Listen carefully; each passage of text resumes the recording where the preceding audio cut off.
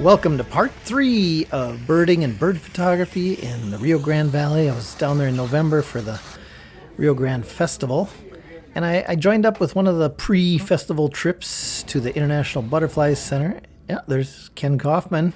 Going to talk more about him in a bit. But yeah, I hadn't been there for a couple decades, and we went out with John Yoakum and Willie Sakula, and pointing there is Robert Gallardo, Honduras. He was helping out. He wrote the book, the guide to the butterflies of Honduras. Man, these guys knew their butterflies. What a treat to be out in the field with them. National Butterfly Center has been around for a couple decades, but I'd never been in the building before. Yeah, it's a good place to bird as well. We had greyhawk and scissor-tailed flycatcher on the way in. This greyhawk soaring overhead was an awesome sight. Rare bird in the U.S., probably 100 pairs or less, but doing well and in fact colonizing neighborhoods and city parks now where it never was found before. Also had this juvenile Harris's hawk soaring overhead. Then my new buddy Cherry Lee called me over. She'd found something pretty cool. Eastern Screech-Owl. And not just a Screech-Owl, this is a McCall's Eastern Screech-Owl, which is still considered a subspecies, but has a very pale bill, only found in southern Texas and northern Mexico, lacks any red phase. So I'm keeping that one in my back pocket. They could split that one out into a full species someday. We are hot on the trail of a Blomfild's beauty. It's a butterfly. I have no idea what it is, but the guides took off because this is a good one. Can't believe all the butterflies. It's just crazy. And then while we're watching the Blomfild's beauty, right behind us, a gray cracker, another cracking good butterfly. Yes, I'm a bit of a butterfly nerd. My publishing company has published a field guide to butterflies of the North Woods with Larry Weber. But for a national guide, I got to give a shout out to Ken Kaufman's Butterflies of North America, part of the Kaufman Focus series. Fantastic. Every butterfly we saw on this field trip is in there. Oh, they got the white.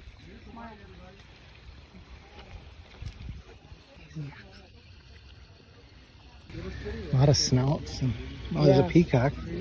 And so many queens. Had to sort through them. I was looking for a soldier. That would have been a lifer. And it finally, with Willie's patient help, I got one. Very subtle differences, but what a stunner.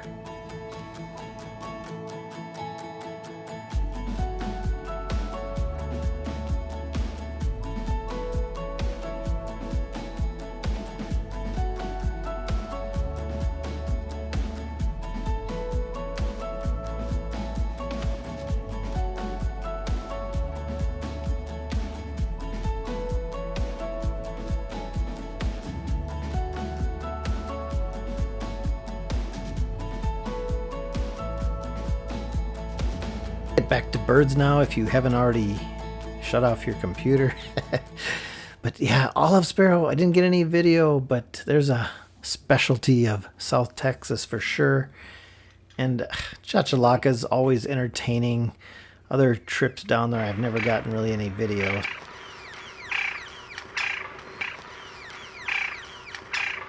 Very common but weird birds. And this one's doing some gular flapping. It was so hot. Just trying to cool off a bit.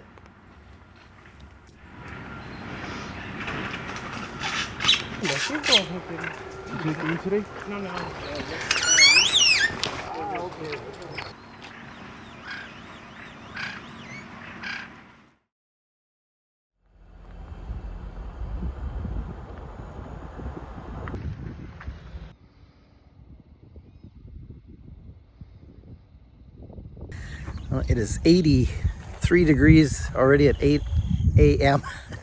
and humid. We're here at San Benito Wetlands, which is normally not open to the public, but it is during the festival.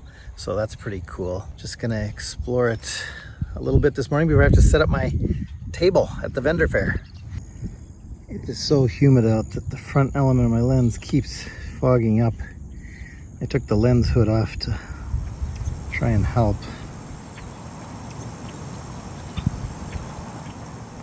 First bird after getting out of my car. Vermilion Flycatcher.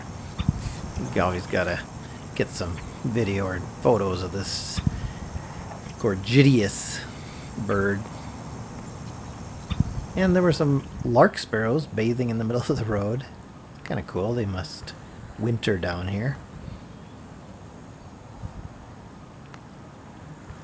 What's your name? So these are like 1 acre ponds. And they only had 2 or 3 feet. Heme from the county was there, and he's really pushing hard to make these ponds accessible to visitors and school groups. He also had breakfast burritos for everybody who showed up. Thanks, Heme. Birding with Owen and Quentin today, and they just got me my first group-billed Ani Trained ear right there. since He almost fell over. You didn't see that, but he almost fell over. Here. Ani's calling. Oh.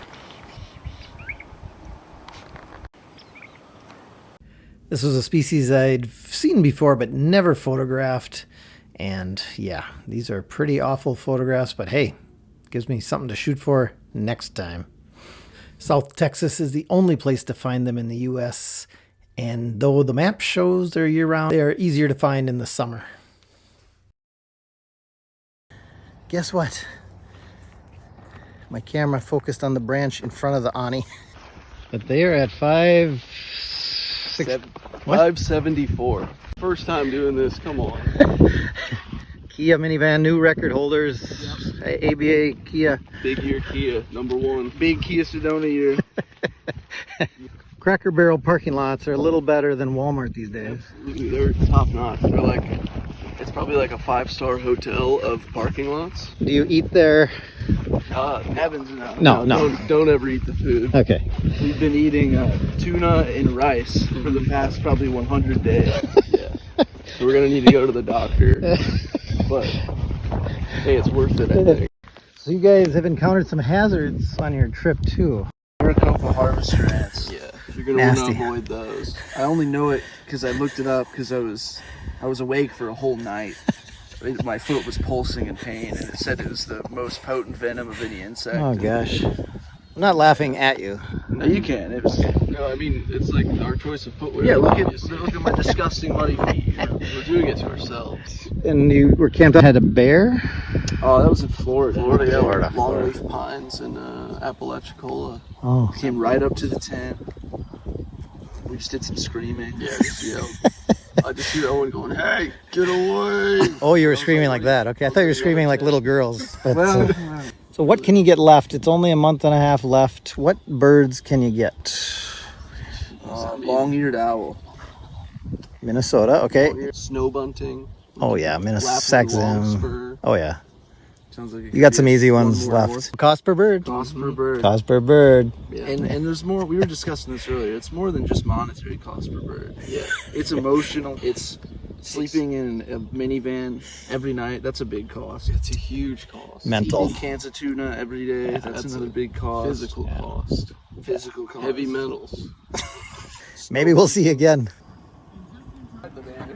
I looked in at this winter. Don't get too close. It stinks in here. Still looking the same. Forget it. No. Pretty good. Okay, how many earplugs do you need?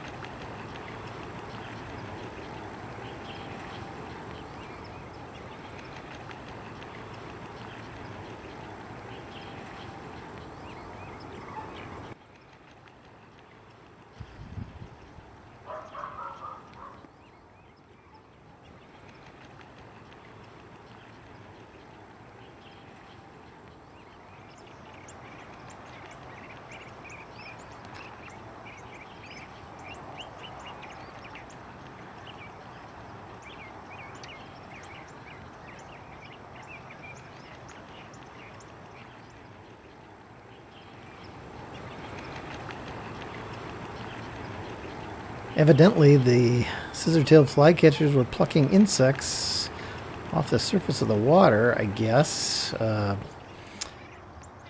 they were hitting the water pretty hard, though, so I'm not sure. And maybe they were just bathing. Actually, that could be it. Maybe they were bathing. If anybody knows, let me know in the comments.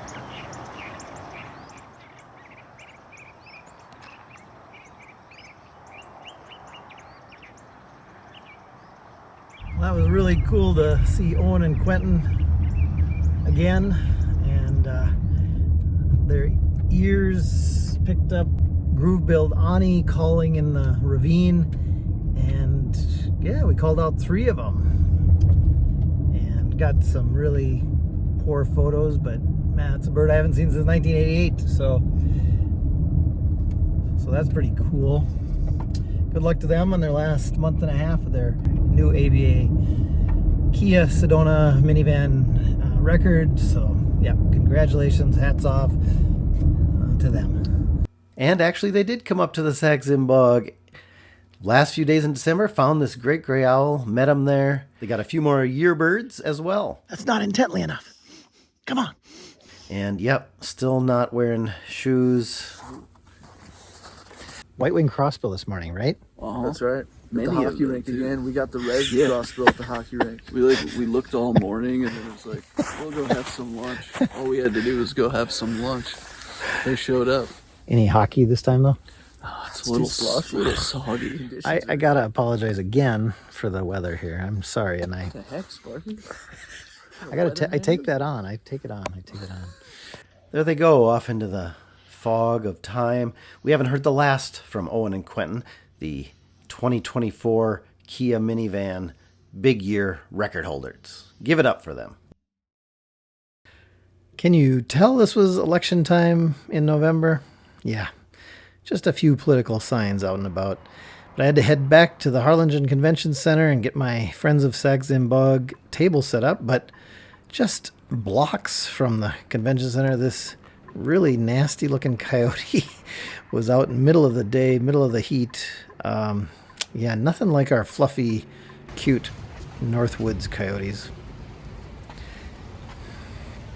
And we, Friends of Sax-Zim Bog, had a table and really promoting our Owls and Warblers Critical Corridor project. We're trying to string together land, creating a forever home for all boreal critters, and of course owls. We've already acquired 25,000 acres. We had some fun activities for the kids, matching owls with the babies. You got it. You got it. All right, here's your sticker. Tell him.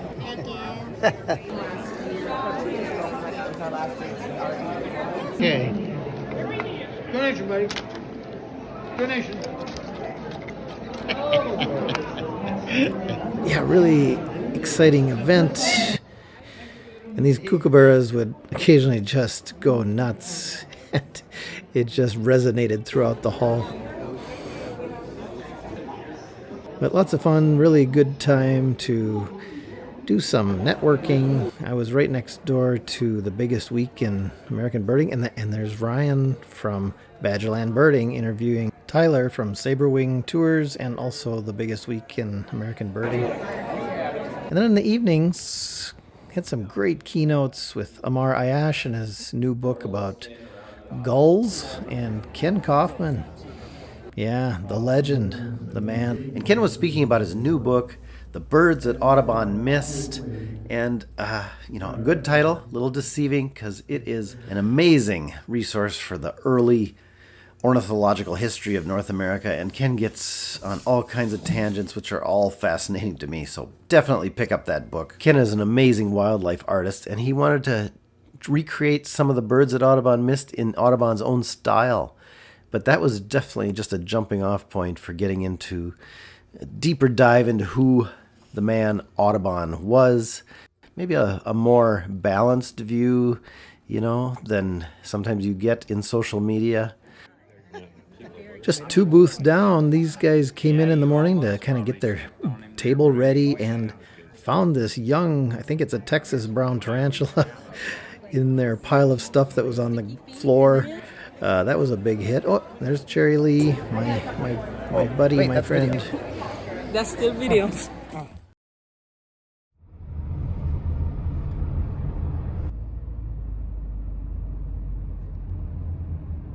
Most mornings I had a few hours to get out and bird before I had to get to my table, and I decided to go to Frontera. I've been here many times. It's really hit and miss. It can be really slow, but other times can be very exciting. Definitely worth a trip, though.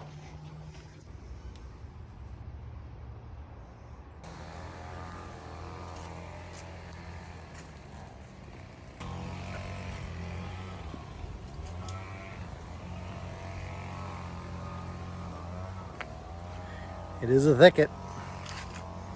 Just had a Cooper's hawk, couldn't get a shot.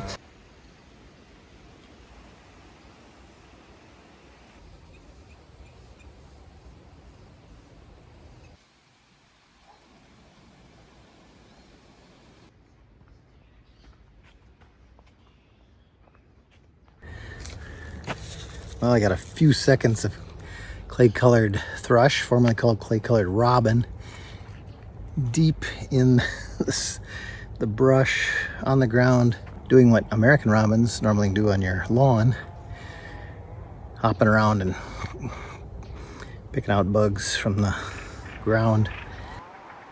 But as you can see from this map, very restricted just to the lower Rio Grande Valley in the United States.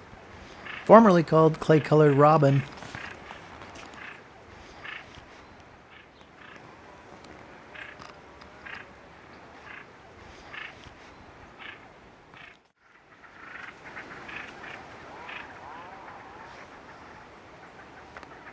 Boy, that was way back in there. What's this?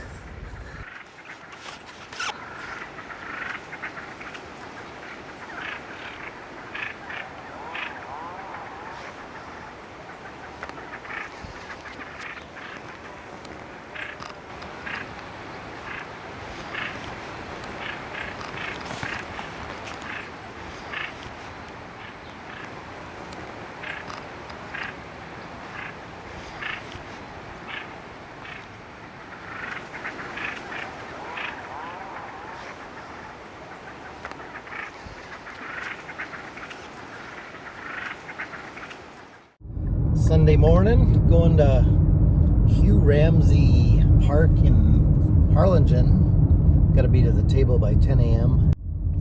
Got a tip that it's a good place for ringed kingfisher and buff-bellied hummingbird and something else.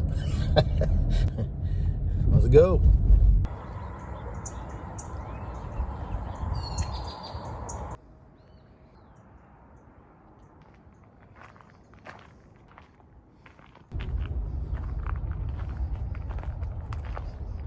Not a lot this morning yet.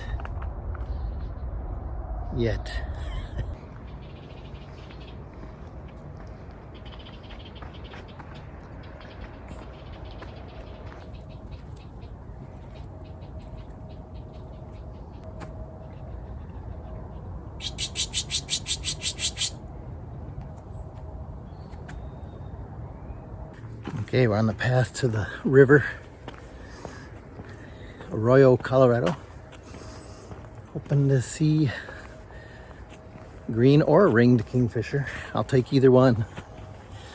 I've got pretty good photos of green or ringed kingfisher, but from Grandma Trudy's back in the Valley Land Fund contest, but not the greatest of green kingfisher. So that's definitely a target here.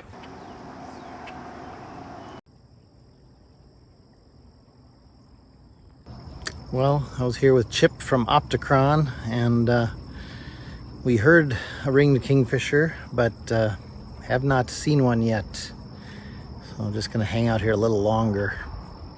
Kind of a nice spot. Had Altamira Oriole singing, and green herons, kestrel.